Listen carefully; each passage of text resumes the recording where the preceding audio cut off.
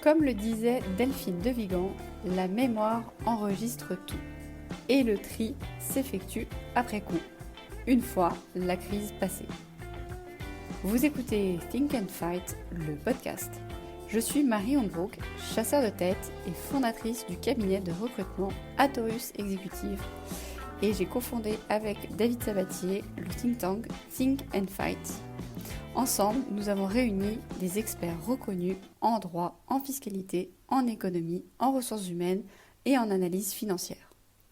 Ensemble, nous analysons les effets du Covid-19 et produisons des recommandations concrètes pour construire le monde de demain pour les entreprises.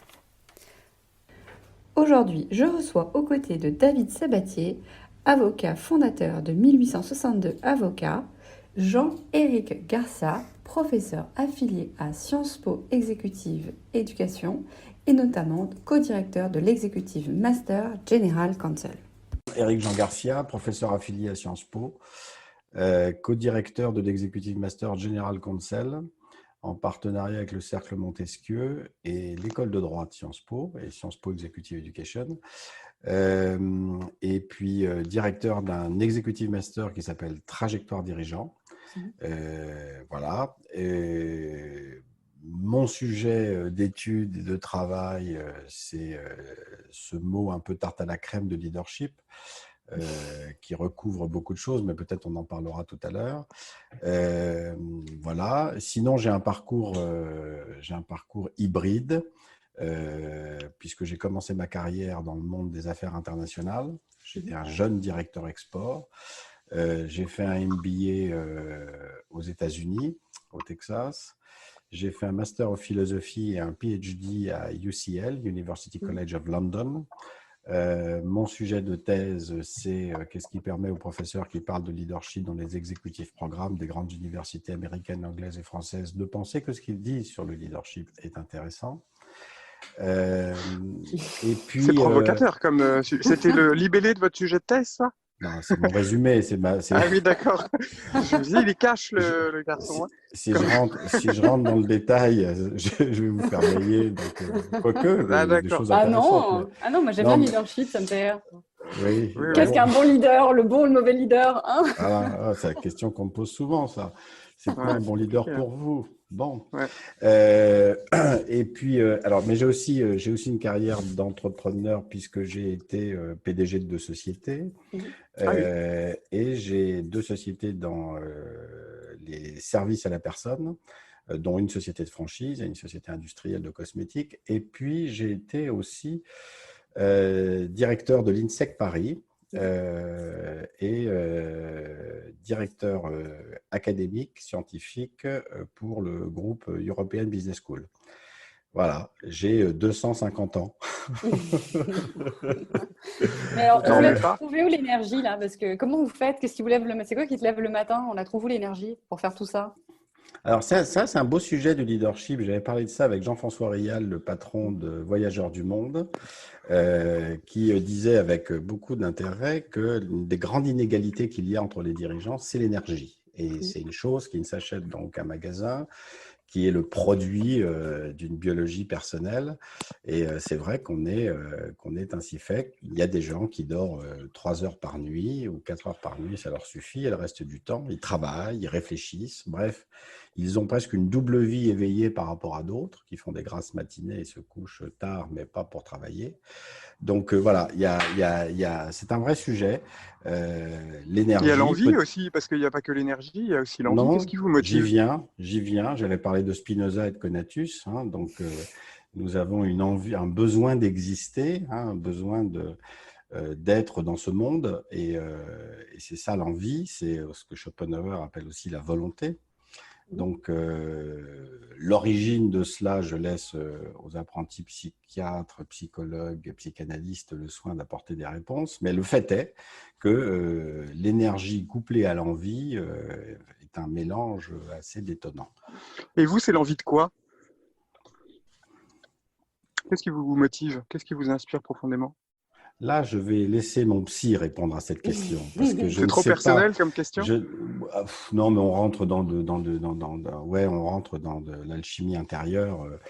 C'est intéressant d'ailleurs parce que quand on pose cette question le matin ou le soir, en vacances ou en plein milieu d'une session de travail, on risque d'avoir des réponses différentes. C'est normal. C'est vrai.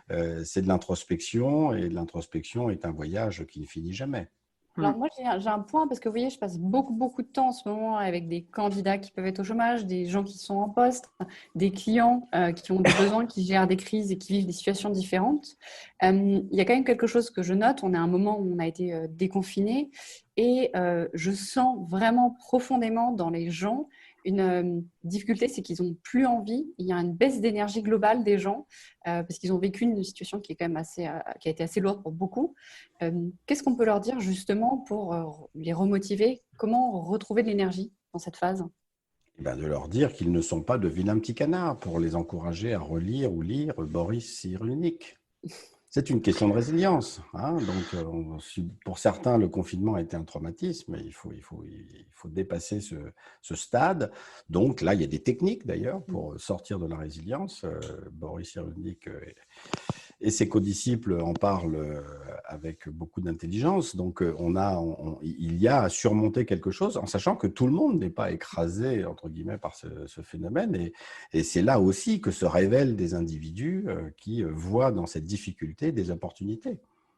Est-ce que c'est moi parfois qui, je pense, s'était laissé couler dans des schémas de vie qui finalement leur convenaient pas nécessairement, et le fait de faire une pause pendant 15 jours, un mois, 2 mois remet en cause un peu, remet sur le tapis un peu les choix qu'on a fait. Je vis ça un petit peu en faisant du bateau. Moi, je fais beaucoup de... C'est que il y a, à l'heure où on parle, alors que le confinement est certes, le confinement généralisé est terminé, mais les effets du Covid sont toujours bien présents. Il suffit d'aller dans la rue, dans un magasin. Il y a quelques jours, on a pris la décision donc, de rendre obligatoire le masque dans tous les endroits clos, c'est pas rien. Donc c'est toujours pas fini. Donc on est en plein milieu d'une situation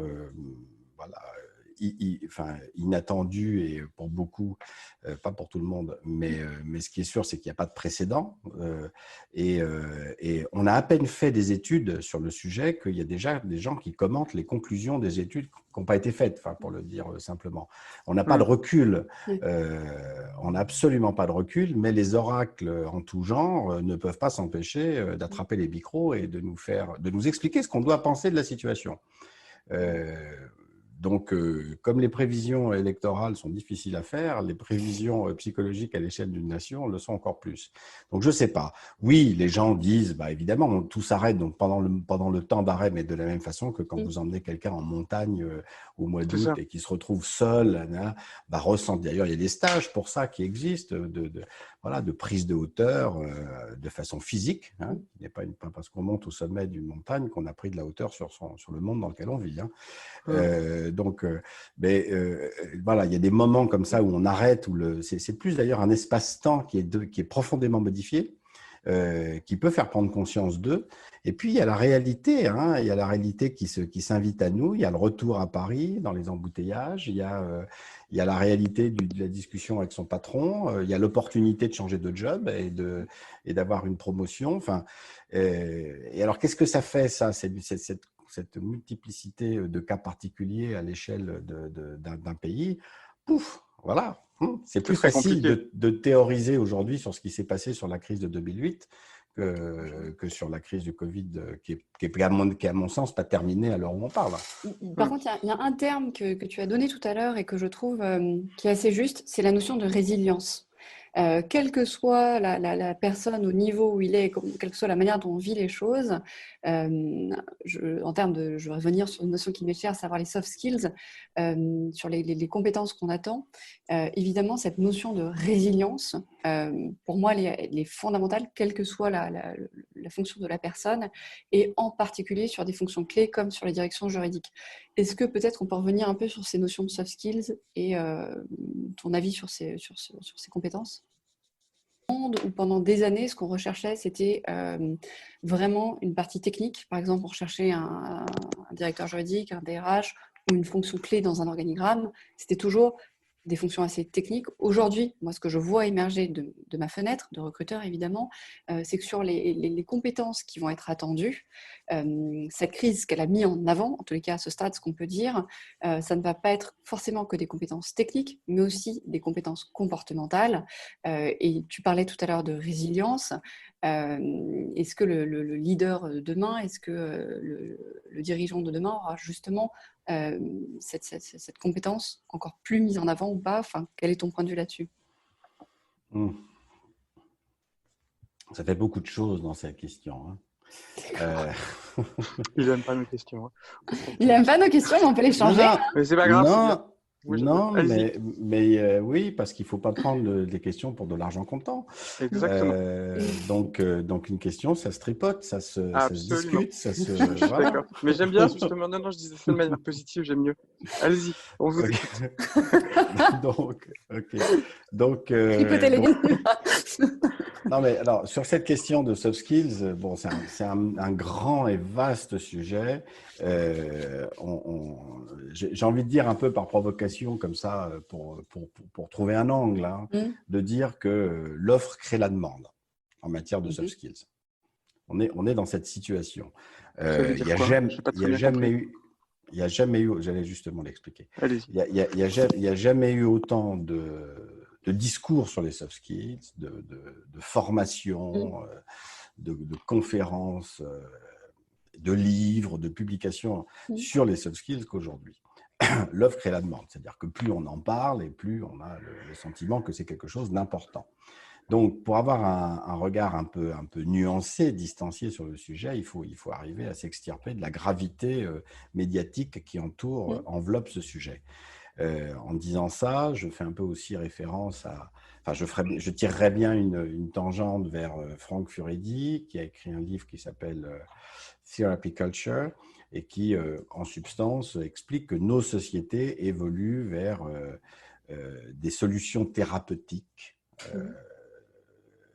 et que jusqu'au niveau des États, qui n'ont plus simplement la responsabilité de donner du travail et d'assurer la dimension économique de leur nation, mais qui doivent en plus assurer le bien-être de leurs concitoyens. Et là, ça pose un sujet. Ça, c'est un sujet intéressant parce que par effet domino, l'entreprise devient… il y a quasiment une injonction à l'entreprise de traiter ce sujet. Et la loi Pacte, par exemple, s'inscrit dans cette logique. Du sens. Donc, non, je parle de bien-être pour l'instant. Le sens, c'est encore autre chose. Là, c'est des grands mots, tout ça. Hein. Si on les mélange trop vite, ça ne veut plus rien dire. Non, mais vous avez raison. On ne sait plus quoi en faire. Voilà. Ouais. Donc, cette question du bien-être, hein, qui a d'ailleurs, avec sa vague initiatrice du bonheur au travail, l'entreprise avait pour objectif pas simplement de donner du travail contre un salaire, mais de rendre heureux ses collaborateurs, d'où les Chief Happiness Officers and Co. Voilà. Donc, bon, le sujet c'est un peu recadré, j'ai envie de dire, ça s'est un peu calmé, mais il y a quand même un vrai sujet, c'est la question du bien-être. Et alors, la question du bien-être et du bonheur, les deux se tiennent la main. Souvent, on dit bien-être de façon pudique, pour ne pas dire bonheur. Le bonheur étant un sujet immédiatement complexe et surtout intime. Voilà. Ce qui nous rend heureux, c'est quelque chose de très perso. Donc, de là, on peut s'interroger si le discours sur les soft skills, finalement, ne répond pas à ce besoin d'évolution de la société d'un côté et de l'industrie qui se crée en face de ça. Industrie qui offre des services et de tout ce que j'évoquais tout à l'heure. Donc, comment avoir un regard… Oui. Une manière, pardon, je fais une remarque, mais c'est une manière, vous voulez dire, juste pour être sûr que je comprenne, de valoriser en fait le collaborateur en disant, bah voilà, ce qui nous intéresse chez vous, c'est le fond de votre personnalité, c'est vos soft skills, plutôt que uniquement vos connaissances techniques. Vous n'êtes pas qu'un opérateur technique dans une conception marxiste du travail, mais vous êtes également un être vivant avec ses sensibilités, ses émotions, et l'entreprise est là pour… avec son Chief Happiness Officer et son baby-foot pour militer en faveur de votre bien-être, si ce n'est de votre bonheur. Et donc, pour vous, c'est quelque chose qui va un peu dans cette espèce de mouvance, dans ces concepts un peu à la mode, et puis qui derrière permettent en fait… je pense que les entreprises s'en servent pour essayer de recruter les meilleurs profils et donc d'attirer vers elles des compétences. Ok. Alors, en fait, à la mode, mais pas nouveau. Oui. Oui, Du tout. Je vous renvoie à Eton Mayo dans les années 40. Depuis pas mal de temps, on sait que un travailleur heureux est plus productif. Je veux Ouais, dire, mais on il y l'a avait quand un même. mariage. Il y Il y avait un mariage d'intérêt.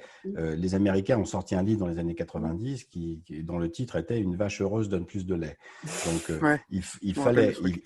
il fallait rendre les collaborateurs heureux, non pas pour les rendre plus heureux, mais tout Mm, simplement parce que quand ils sont dans un environnement de travail qui leur convient, blablabla, Ils ils bossent sont plus. plus productifs. mm, Bon. mm, Donc, la question de fond. Donc, aujourd'hui, on a une résurgence de ce discours dit des ressources humaines qui vise à comment dire, s'investir sur les soft skills, quelque chose qui n'est encore une fois pas du tout nouveau, mais mm, qui est Hmm, exacerbé. hmm. Et exacerbé avec le truchement des nouvelles technologies ou des nouvelles plateformes disponibles, et notamment Glassdoor. mm, Parce mm. que quand vous avez une pseudo-transparence sur la façon dont ça se passe à l'intérieur, vous pouvez être incité, si vous faites du recrutement, à donner la meilleure image de vous. Donc, vous vous retrouvez un peu obligé à être en concurrence autour de la marque employeur vis-à-vis du marché des prétendants pour essayer d'attirer les plus brillants. Bon, Ouais. voilà, donc il y a mais pas, enfin comment dire, ce qui n'est pas forcément une mauvaise chose parce que, alors ça rejoint une conviction que j'ai, c'est que, alors c'est valable en général, y compris pour les avocats ou les juristes, mais c'est que au-delà de sa dimension technique, euh, si on considère mon postulat que chaque organisation est un écosystème singulier, Mm. en fait, la réalisation de soi au travail, qui est un concept plus intéressant que la notion de bonheur, la réalisation de soi au travail dépend beaucoup, beaucoup de la congruence, de l'harmonie qu'il y a entre ce que je suis, ce que je sais, ce que j'ai envie de faire et l'environnement, j'ai envie de dire, matériel, immatériel et social dans lequel je travaille. Donc, pour le dire autrement, on peut parfaitement se réaliser professionnellement dans un cabinet d'avocats, dans un petit cabinet d'avocats de taille humaine, et se sentir très malheureux dans un grand cabinet d'avocats, parce que les règles du jeu ne sont pas les mêmes. De même, un directeur juridique peut se trouver tout à fait à l'aise dans une ETI, dans laquelle il aspire à devenir secrétaire général, et parfaitement malheureux dans une multinationale où il se retrouve dans un jeu de politique de pouvoir avec lequel il est mal à l'aise. Voilà. Je vais être un peu provocateur, mais est-ce que l'inverse est vrai aussi? C'est-à-dire, est-ce que vous avez beaucoup d'exemples c'est de la provoque, hein, mais est-ce que vous avez est-ce il y a moins d'exemples de gens qui s'épanouissent dans des grands cabinets d'avocats plutôt que dans des petits? Vous voyez ce que je veux dire dans l'autre sens? Non, Ou dans des je n'ai grandes pas boîtes de vis-à-vis? stats, j'ai aucune Non, mais je statistique veux dire, là-dessus. non, bien sûr, vous n'avez pas de statistiques, mais est-ce que c'est une question un peu provocatrice, mais est-ce que quand la structure grossit, elle n'a pas tendance à être Écraser les gens, ouais. ouais, Mais Est-ce non, que. mais pas du tout. Mais non, ça non. là, c'est pas une provocation, c'est une caricature. Hmm, Il y a des individus qui sont très à l'aise dans les grandes entreprises. Enfin, Mm, ouais. il y a une espèce de discours ambiant qui veut que la grande entreprise casse les individus. Enfin, c'est pas ça le sujet. De même qu'il y a des gens mm, qui adorent aller en boîte de nuit parce que quand la boîte est remplie de mm. monde, ou dans un restaurant où il y a beaucoup de monde, et d'autres qui cherchent les endroits tranquilles. Ouais. Ouais, Non mais c'est Mm, ça qui est fabuleux. ouais, c'est bien. La nature mm, humaine est tellement plurielle. Voilà, qu'elle a. Alors, le vrai sujet, c'est de savoir pourquoi on est fait. mm.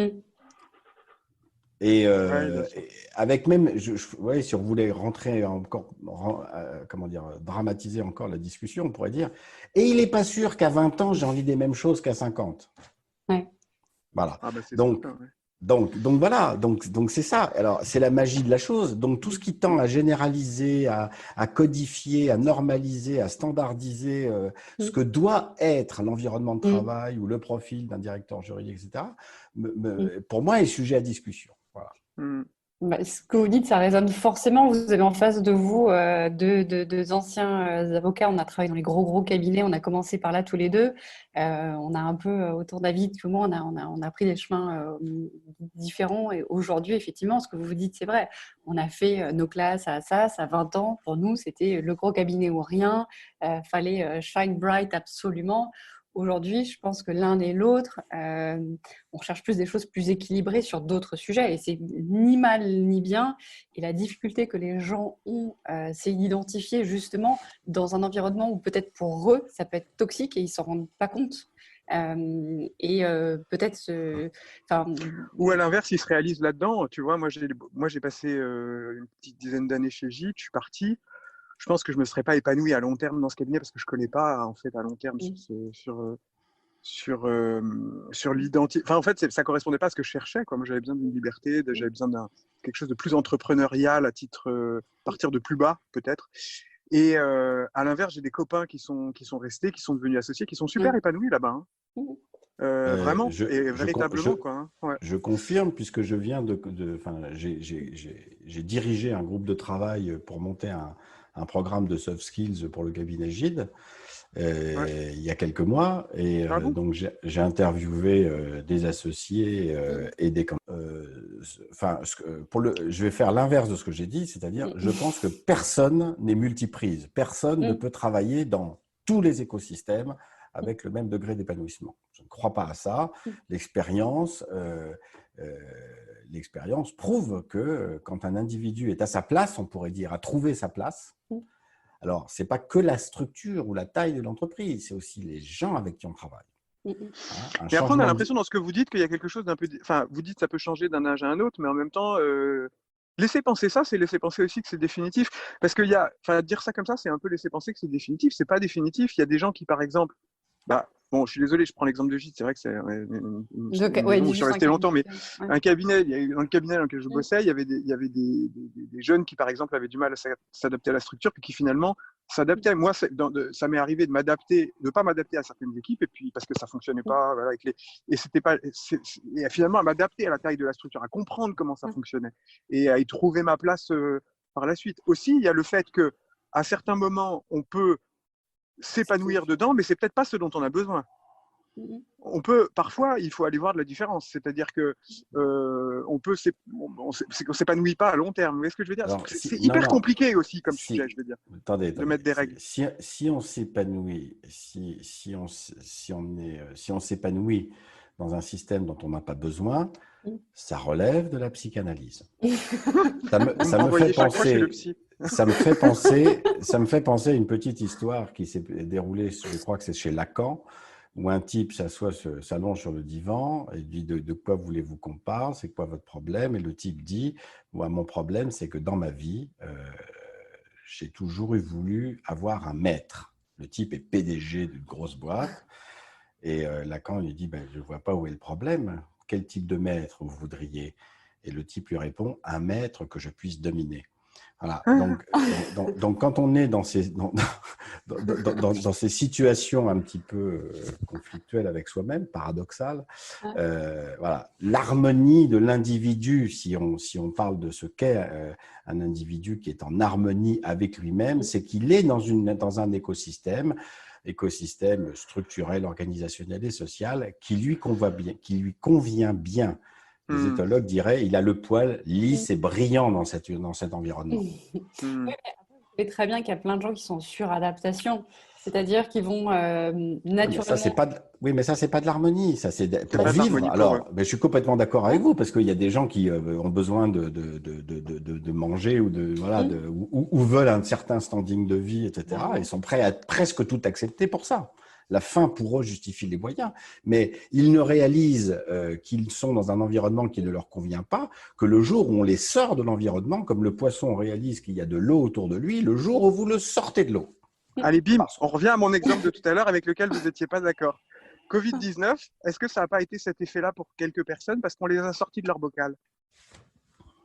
Alors, vous allez me dire, c'est de la psychanalyse, mais on a déjà répondu à ça. Oui, mais j'ai l'impression, je reviens à la charge, j'ai l'impression quand même, parce que je me dis qu'on passe à côté d'un sujet, j'ai l'impression quand même, alors c'est à mon niveau individuel, donc ça n'a rien de généraliste, mais c'est vrai que je vois quand même autour de moi énormément de gens qui, et ce témoignage, je l'entends beaucoup autour de moi en ce moment, on l'a entendu aussi pendant des interviews, etc., avec des gens qui, bon, peut-être qu'on se trompe, hein, mais il me semble que cette crise du Covid-19 peut être à un moment donné aussi une prise de conscience pour certaines personnes. Et donc, c'est aussi l'opportunité pour pouvoir identifier de nouvelles voies. Voilà. Et c'est un peu aussi l'idée de ces podcasts, c'est d'essayer de réfléchir à des nouvelles voies, parce que les temps de crise sont des temps de changement. On sort un peu du bocal à un moment donné, et donc on peut se poser des questions sur ce qui fait vraiment sens, sur ce qu'on peut, sur est-ce qu'on doit concevoir le travail de la même manière, est-ce qu'on doit concevoir l'organisation des relations sociales au travail de la même manière. Voilà, c'est pour ça qu'on enchaîne sur les problématiques notamment de télétravail, de gestion des responsabilités en télétravail. Ce que j'aimerais voir avec vous, c'est sur le programme qu'on a mis en place avec le Cercle Montesquieu. Est-ce que vous pouvez nous en parler un petit peu ? Alors, l'Executive Master General Counsel, donc Sciences Po, Cercle Montesquieu, École de droit de Sciences Po, est un programme qui n'est pas un programme technique. On ne va pas dans ce programme pour apprendre le droit. Les gens qui y sont tous des juristes patentés et confirmés. Le programme a pour objectif de promouvoir d'une certaine façon le rôle du directeur juridique au sein des entreprises pour le faire passer d'un expert à un partenaire de la stratégie. Voilà.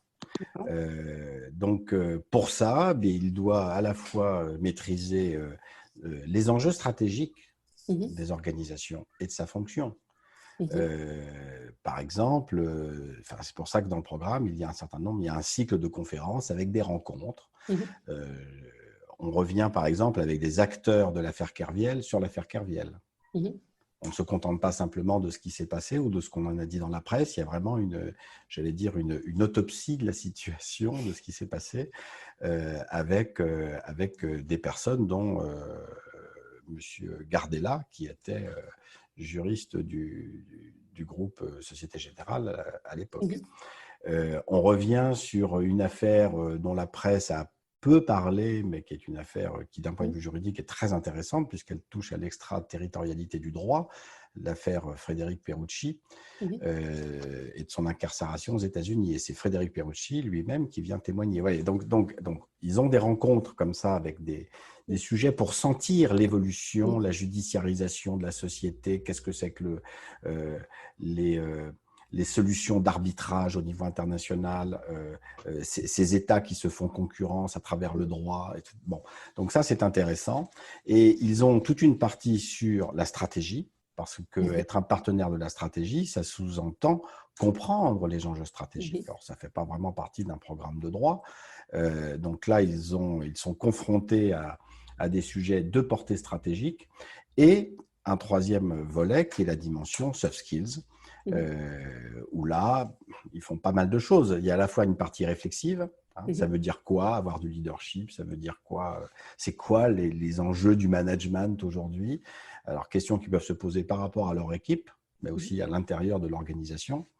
Et là, on a un travail qui est fait avec des sociologues des organisations sur la ligne du pouvoir et la règle de Crozier et Friedberg, l'acteur et le système, voilà, des ouvrages qu'on va dire de référence. Et puis, ils ont là aussi la possibilité de travailler sur leur posture de prise de parole en public. Ils ont la possibilité d'avoir des rencontres avec tout un tas d'intervenants, dont Marie, pour parler de networking. Donc, voilà, ils enrichissent véritablement leur dimension technique pour laquelle ils sont déjà reconnus comme étant des experts. C'est cette épaisseur humaine et stratégique qui les prépare à devenir des acteurs éclairés de la stratégie de leur organisation. Ce qui est intéressant, c'est que la semaine dernière, j'avais un étudiant qui me disait « Mais Marie, vous faites un cours sur le networking et tout ça, mais finalement, moi, je suis un directeur juridique. À quoi ça me sert? Je n'ai pas besoin de faire ça. » Et moi, la réponse que je lui avais dit, c'est en fait, si on fait appel à un directeur juridique ou un autre, c'est justement pour savoir qui le connaît. Si on a un sujet sur une problématique en droit des affaires ou en droit pénal ou en droit de l'environnement, ce qu'on va rechercher, c'est oui, vos compétences techniques, mais aussi qui vous connaissez. Parce qu'il y a un moment, ce qu'on recherche aussi dans une entreprise, c'est des compétences, mais aussi un carnet d'adresses. C'est un sujet qu'on a aussi assez souvent abordé ensemble. Mais dis-moi qui tu connais, je saurai qui tu es, en fait. C'est un des points qui, pour moi, est important aussi aujourd'hui, quoi, dans les Oui, compétences. je sais pas. Judas avait des amis très, comment dire, avec une très bonne réputation. Donc, la Bible challenge un peu ce principe. Mais Oui. il y a quand même l'idée, dans ce que tu dis, Marie, il y a l'idée du networking, elle intervient, c'est important dans son milieu professionnel. Le programme aussi, en tant que tel, la vingtaine de participants à ce programme, Oui, Jen. comment dire, très peu se connaissent, en fait. 90% ne connaissent aucune des personnes qui sont avec eux. Et ils vont développer des relations. Donc, ils vont développer un networking déjà à l'intérieur du programme entre eux et les intervenants, qu'ils n'auraient sans doute jamais construit. Et, Nous, c'est ce... Oui, je termine juste un point sur ça, bien sûr. parce que je voulais citer un étudiant d'un des programmes exécutifs de Sciences Po qui avait dit les programmes exécutifs de Sciences Po, c'est l'occasion de se faire des amis d'enfance à 50 ans. C'est pas mal. Ce qui était une façon de montrer que, et alors moi j'insiste beaucoup dans mon rôle à l'intérieur de ces programmes, c'est de tout faire pour que se crée une communauté d'apprentissage. Qu'on ne soit pas simplement là pour venir, j'allais dire, pointer et prendre un cours. D'ailleurs, je n'utilise jamais le mot cours. Hein. Ce sont des séquences, ce sont des rencontres. On n'est pas du tout dans quelque chose de scolaire. On est dans quelque chose d'éminemment interactif où les apports des intervenants valent autant, si je puis dire, que les expériences des participants. Donc, voilà. Et cette alchimie-là, elle est précieuse. Et elle nécessite le déploiement de tout un programme qui se déroule. Dans le monde de demain, où nous, on s'est déjà rencontrés en physique, on a déjà eu cet échange de la communication non verbale. Aujourd'hui, nous échangeons via des écrans. Un écran, comme on le sait, ça coupe les rayons. Comment on rayonne, en fait, quand on est face à... On doit changer de communication. Comment on fait ? Alors moi, je ne suis pas le spécialiste, pardon encore une fois de triturer la question, mais je ne suis pas le spécialiste de la communication par écran. Mais, je vais quand même dire une chose. En ce qui concerne le programme exécutif General Counsel, parce que là, pour le coup, je peux parler pour ce programme. On a fait d'ailleurs, on a demandé aux étudiants s'ils souhaitaient avoir des interventions présentielles ou en distanciel pendant le confinement. La grande majorité des étudiants ont souhaité le présentiel. La grande majorité. Parce que voilà, il y a quelque chose qui ne se recrée pas.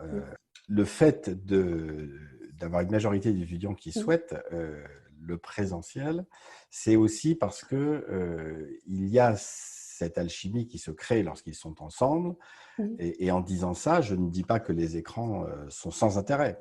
Bien entendu, la preuve, c'est qu'on s'en sert en ce moment même. Mais souvent, je fais la comparaison entre la musique en disant que écouter, la différence entre le distanciel et le présentiel, c'est assez comparable à la musique, entre écouter un morceau d'un groupe qu'on aime bien chez soi, sur sa chaîne hi-fi, et puis aller au concert, écouter la même chanson. Voilà. Une belle et tous ceux qui l'ont vécu, qui savent ce que ça veut dire, voient que ce n'est pas simplement une dimension en plus, c'est beaucoup plus. Bon.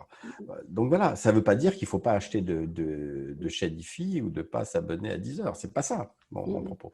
Mais il y a une complémentarité de l'un et de l'autre. Mais quand on fait une formation exécutive avec des gens qui investissent du temps et de l'argent dans une formation à Sciences Po, ils sont demandeurs du concert. Voilà. Pour le dire. Et donc, c'est pour interagir avec les autres. C'est pas uniquement parce qu'ils veulent les rencontrer pour faire du réseau, quoi. Est-ce que les gens qui viennent à ces formations-là, ils viennent pour la qualité de la formation, j'imagine, pour le réseau.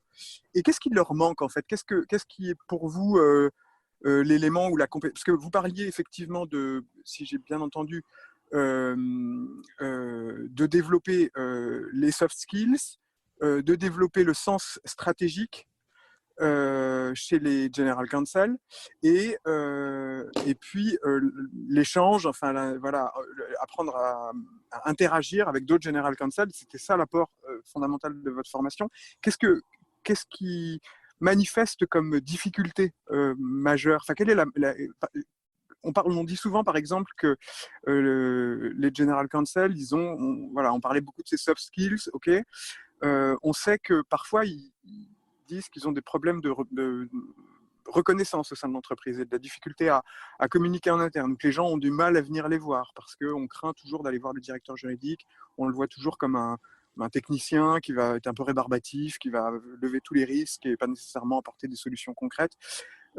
Qu'est-ce qui, de votre point de vue, est la difficulté ou le challenge à venir pour les directeurs juridiques dans les... Mariana Hirsch, de la General Counsel de Chanel, il n'y a pas très longtemps, en discutant avec elle dans le briefing, parce qu'elle a fait une masterclass pour le programme, elle a rencontré les étudiants, avec sa Chief Legal Operation Officer pour Monde de Chanel. Je vois le sujet de ce qu'elle a fait de la fonction juridique au sein de Chanel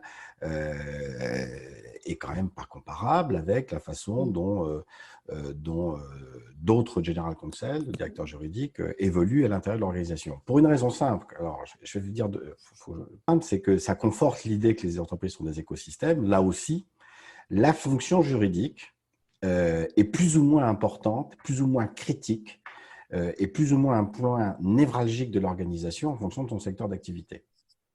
Il est des secteurs d'activité où la dimension juridique, elle est par essence stratégique. Voilà. Dans d'autres secteurs d'activité, elle est historiquement périphérique. Et on retrouve le directeur juridique souvent sous l'autorité hiérarchique du directeur financier ou du directeur ou d'un secrétaire général qui n'est pas un directeur juridique. Donc, voilà. Donc, on va voir des situations qui sont différentes en fonction des secteurs d'activité. Je prends le cas de Vinci. Question initiale de David. Qu'est-ce qu'il est important dans ce programme de faire, de faire évoluer je dirais quelque chose qu'on ne peut pas prévoir à l'avance d'un point de vue pédagogique, qui est l'évolution du mode de raisonnement. Le sujet, et c'est pour ça que j'évoque, j'ai une séquence dans laquelle j'introduis la question du management, qui s'appelle le management en question et qui problématise la question du management, mais à travers elle problématise la question de la pensée critique. Non pas critiquer pour critiquer, mais critiquer pour ouvrir des possibilités, pour rechercher les vérités, donner toute la vérité du sujet qu'on traite, et pour débusquer les biais idéologiques, les biais cognitifs. Donc, il y a dans le mode c'est le mode de raisonnement qui est probablement, à mon sens, la clé de voûte d'un programme haut de gamme, celui-là même qui vous fait progresser sur votre façon de penser. Or, il faut bien reconnaître qu'on s'interroge très peu sur notre façon de raisonner. Et on peut multiplier les datas qu'on fait rentrer dans notre raisonnement, tant que le raisonnement c'est comme une matrice, elle traite l'information toujours de la même façon. Donc, faire évoluer le directeur juridique en un partenaire de la stratégie sous-entend de faire évoluer son mode de raisonnement vers une pensée plus critique d'un côté, plus ouverte de l'autre. Quand je dis critique, c'est aussi autocritique sur sa façon de raisonner. Voilà, pour appréhender les sujets et devenir, in fine et concrètement, c'est quoi? C'est d'être pas simplement, c'est pas de critiquer les choses, c'est pas ça le sujet. Le sujet, c'est d'être créatif. C'est de voir des opportunités où on n'imaginait pas qu'il y en avait. C'est faire le tour de la pyramide et s'apercevoir que de l'autre côté, la face n'est pas la même que celle que je regarde. Voilà, donc c'est ça le sujet. Et ça, c'est pas amusant un sujet parce que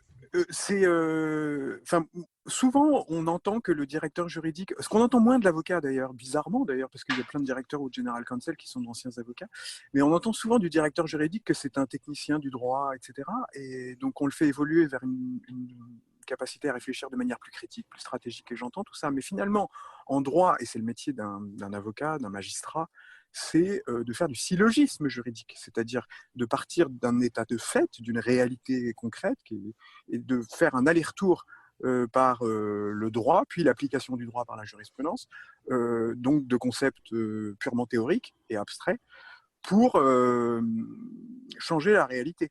C'est ça le droit. Le droit, c'est de partir d'une situation concrète, de faire un aller-retour par des concepts abstraits, qui sont de l'ordre de la règle, pour pouvoir revenir à la réalité et la modifier en conséquence. Donc finalement, l'exercice normalement d'un juriste, et c'est ce que moi je trouve beau dans la réflexion juridique et c'est ce qui moi me passionne dans le droit, c'est le fait de faire perpétuellement des allers-retours entre la réalité et les faits. Et d'ailleurs, on fait des erreurs peu dans le droit, parce qu'on a accès quand même à de telles quantités de bases de données, d'écrits, de doctrines, d'interprétation du droit, qu'en réalité, le juriste, sa réponse juridique n'est pas si importante que ça. Là où il fait une erreur, là où un juriste se trompe, ou là où un avocat se trompe, ce n'est pas dans l'interprétation du droit, c'est dans l'interprétation des faits. Mais pour moi, les deux sont complètement corrélés. Et d'ailleurs, on voit un bon avocat, enfin, il n'y a pas un bon et un mauvais avocat, on ne peut pas dire ça des confrères, chacun a ses spécialités, ses compétences, son expérience. Mais en tout cas, là où on peut commettre des erreurs, c'est lorsqu'on n'a pas une connaissance suffisamment approfondie des faits pour pouvoir avoir une vision stratégique et concrètement ne pas laisser passer une vache dans un couloir, sur le plan stratégique. Donc, pour moi, le juriste est par essence quelqu'un qui se promène entre les faits et le droit. Ça n'est pas un technicien du droit, ça doit être un stratège. Donc, je vais complètement dans le sens de ce que vous dites. Ça me semble indispensable. À partir de notre niveau de compréhension des choses. D'accord. Et que ça, c'est le sujet de fond. Donc, les juristes qui arrivent chez nous, qui ont fait du droit en quantité non négligeable, jugent par rapport à leur niveau de compréhension des choses et du monde. Le but du programme, c'est bien d'enrichir ce niveau de compréhension. Parce que plus le niveau de compréhension est riche, élaboré et nuancé, et plus les jugements seront critiques dans le bon sens du terme. Voilà. Ça me semble fondamental. Après, les sujets, effectivement, sont variés. On aurait pu parler de la mondialisation, parce que ça, c'est des sujets intéressants qui sont labourés du matin au soir par les chaînes d'infos en direct et qui pourtant passent à côté de... C'est ça, l'impression. Le leadership, c'est comme l'horizon. Ouais. Plus on s'en rapproche et plus il s'éloigne. Jolie conclusion.